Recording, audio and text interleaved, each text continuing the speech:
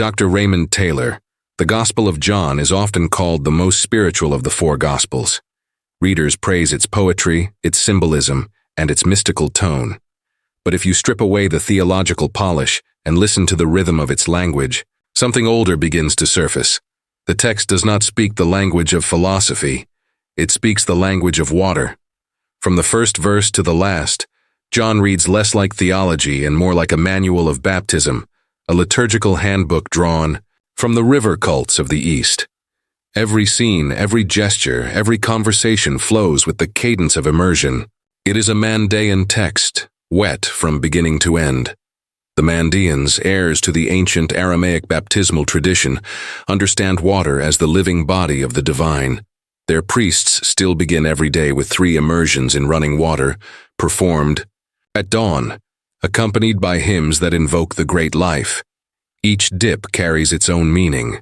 The first purifies the outer world, the second renews the soul's memory, and the third seals the union of light and motion. The same threefold pattern shapes the Gospel of John. Its structure is not narrative but ritual. The foot washing, the miracle at Cana, the meeting at the Samaritan well, the healing at Bethesda, and the flow from the pierced side all belong to one continuous baptismal sequence. In John's world, water is never mere setting. It is the central character. The Gospel opens with the image of motion. In the beginning was the Word, or more accurately, the living current. The Word moves, flows, and speaks through water and spirit. The first public act is not a sermon or a healing, but a transformation at a wedding in Cana. 6 stone jars stand ready for purification. These jars are not props for a miracle. They are the standard vessels used in Mandaean immersion. The water they hold is consecrated through blessing poured upon the initiate's hands, feet, and head before full immersion. John's narrative reverses the order for drama, but the apparatus remains intact. The miracle is not alchemy, it is ritual. The next episode at the Samaritan well repeats the same pattern. The conversation between Jesus and the woman is not about thirst or moral purity. It is about living water, the eternal current that flows from the world of light. When he says, "Whoever drinks of the water I give will never thirst," he is quoting directly from the language of Mandaean baptismal liturgy. The priest recites nearly the same words in the rite Ginza. The living water that springs forever carries the pearl of life. The Gospel replaces the priest with Jesus and the initiate with the Samaritan woman, but the rite remains the same. The well is the baptismal font. The dialogue is the instruction before immersion. Everywhere Jesus touches water, he is following the script of Mandaean practice. The healing at Bethesda occurs beside a pool that moves at intervals, stirred by invisible power. In the Mandaean understanding, that motion is the presence of the great life itself. The pool is not miraculous, it is alive. The man who waits to enter is not waiting for luck but for permission. Jesus' command, "Rise, take up your bed and walk," echoes the Mandaean formula of release, spoken after the third immersion when the initiate stands and walks out of the current reborn. The foot washing in chapter 13 is another stage of the same ritual. Modern Christianity calls it humility, but it is consecration.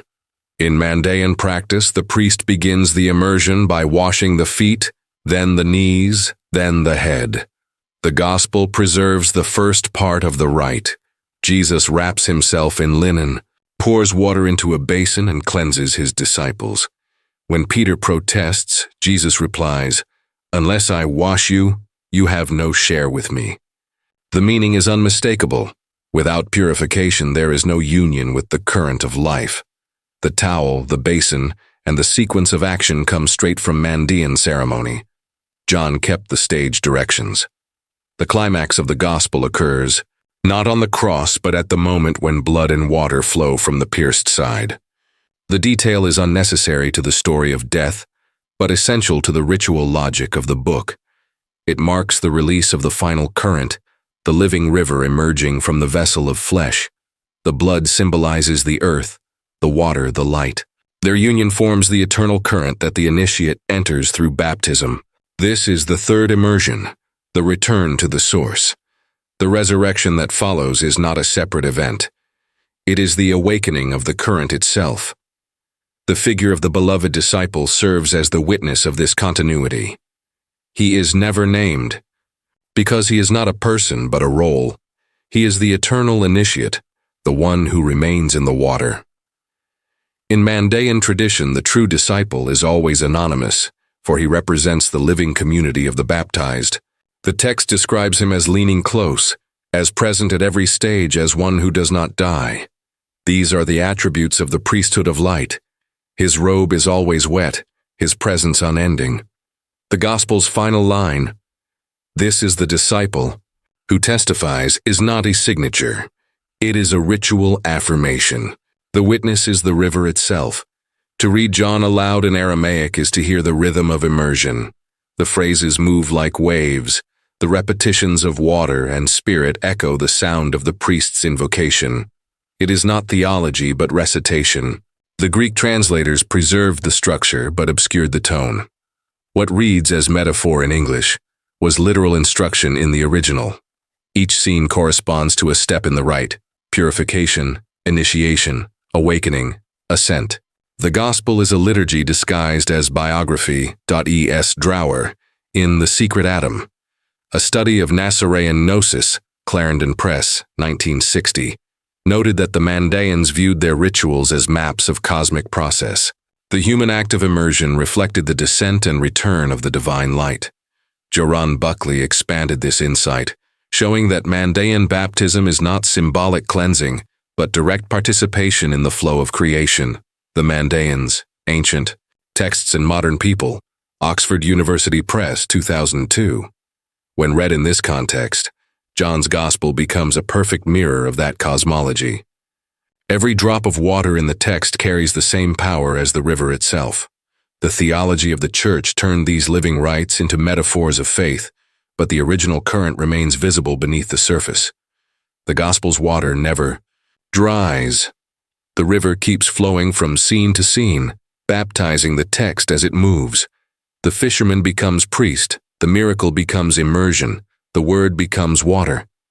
The pearl speaks through the current, reminding the reader that the divine is not confined to heaven but flows through every living thing. The Gospel of John is not a story of miracles. It is the manual of the living river. It is the Mandaean baptismal guide preserved in Greek clothing. From the Jars of Cana to the Pool of Bethesda, from the Well of Samaria to the basin of the Last Supper, it follows the same three-dip pattern: a purification, awakening, and return. The beloved disciple who never dies is the priest who continues the rite. The pearl speaks, the water moves, and the current rises forever. Veritas lux mea. Veritas lux